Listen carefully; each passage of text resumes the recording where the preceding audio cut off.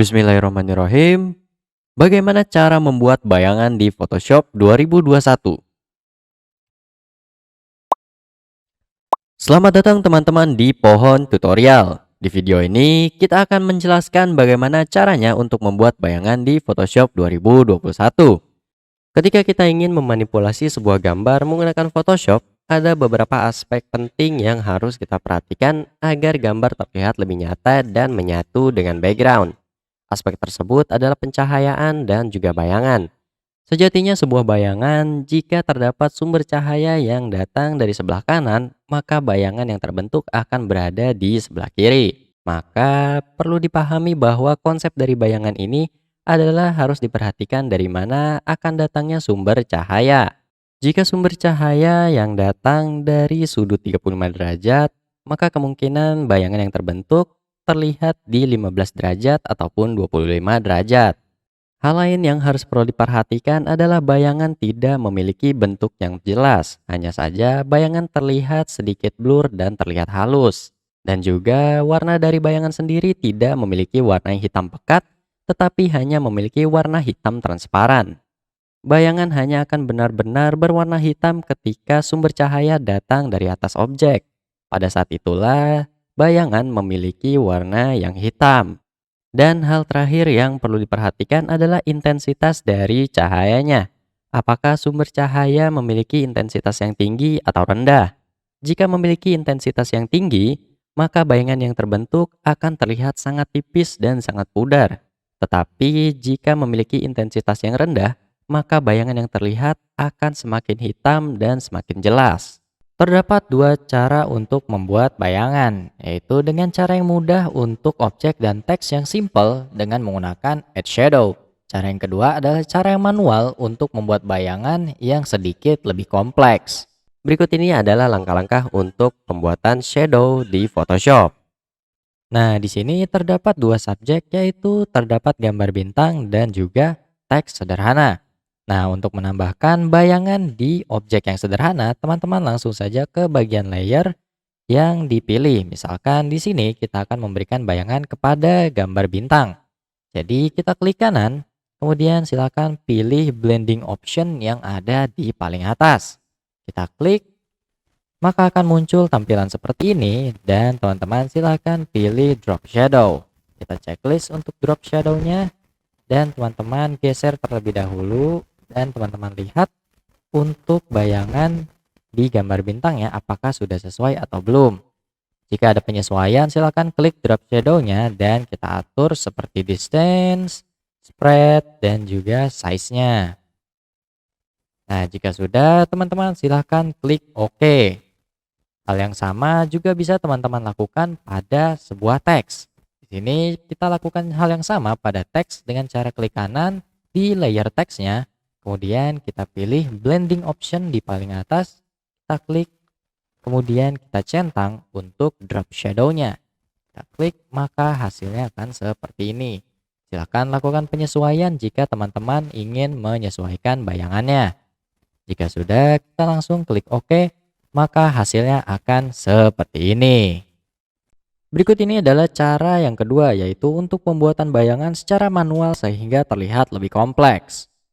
Jika teman-teman sudah menghapus background dari subjeknya, teman-teman bisa melakukan pembuatan bayangan dari subjek tersebut. Di dalam contoh yang akan kita lakukan kali ini, kita akan mensimulasikan sumber cahaya datang dari sebelah kanan dengan sudut kemiringan 35 derajat, sehingga bayangan yang nanti akan terbentuk ada di 15 derajat ataupun 25 derajat di sebelah kiri dari objek. Dan intensitas dari sumber cahayanya yaitu memiliki intensitas yang cukup tinggi, sehingga nanti bayangan yang akan dihasilkan terlihat sedikit pudar dan tidak terlalu berwarna hitam.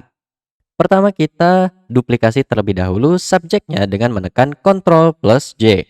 Tujuan dari menduplikasi layer ini adalah kita akan membuat bayangan dari hasil duplikasi layernya. Kemudian teman-teman klik untuk layer di bawahnya. Selanjutnya, teman-teman silakan tekan Ctrl plus T. Dengan menekan Ctrl plus T, maka teman-teman bisa melakukan transformasi atau perubahan bentuk dari layer yang kita pilih. Setelah itu, teman-teman tahan tombol kontrolnya dan teman-teman klik untuk poin yang ada di tengah atas ini. Kita tahan dan kita buat sudut kemiringan sesuai dengan apa yang kita inginkan dan kita imajinasikan bayangannya. Seperti ini kira-kira, kemudian kita tekan enter. Dan jika sudah, teman-teman silahkan lock untuk transparent pixelnya yang ada di bawah sini. Tujuan dari lock transparent pixel adalah agar kita tidak mewarnai bagian yang tidak memiliki warna pixel atau memiliki pixel transparan, sehingga hanya pixel yang berwarna saja yang akan diubah. Kemudian kita pilih gradient tool. Fungsi dari menggunakan gradient tool adalah agar kita bisa memberikan warna gradasi pada bayangan sehingga bayangan akan terlihat lebih realistis.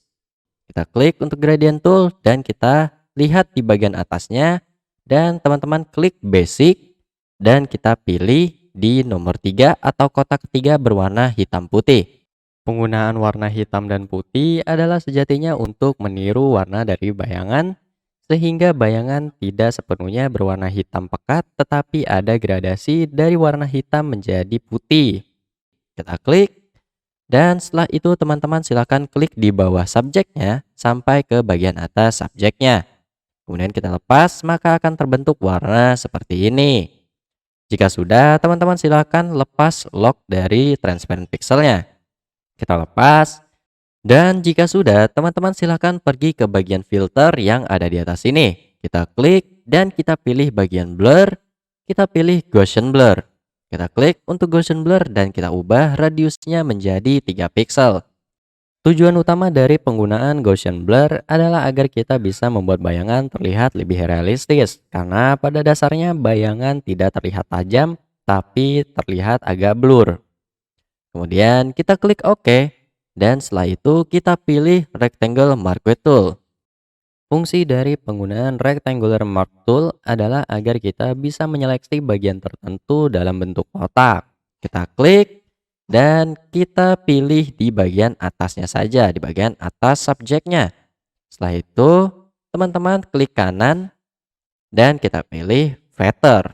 Fungsi dari penggunaan feather adalah untuk memperhalus bagian pinggir yang sudah kita seleksi, sehingga bayangan yang nanti akan dihasilkan akan terlihat lebih halus. Dan untuk feather radiusnya teman-teman ubah menjadi 100 pixel. Jika udah, kita langsung klik OK. Dan kita pilih lagi ke filter. Kemudian kita pilih blur. Dan kita pilih Gaussian blur. Nah, untuk Gaussian blurnya ini kita ubah menjadi 20 pixel.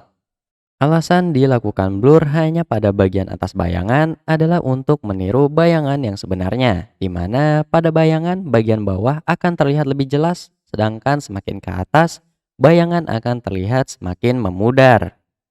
Jika sudah, kita tinggal tekan OK. Nah, untuk menghilangkan garis putus-putus ini, teman-teman silahkan tekan Ctrl+D.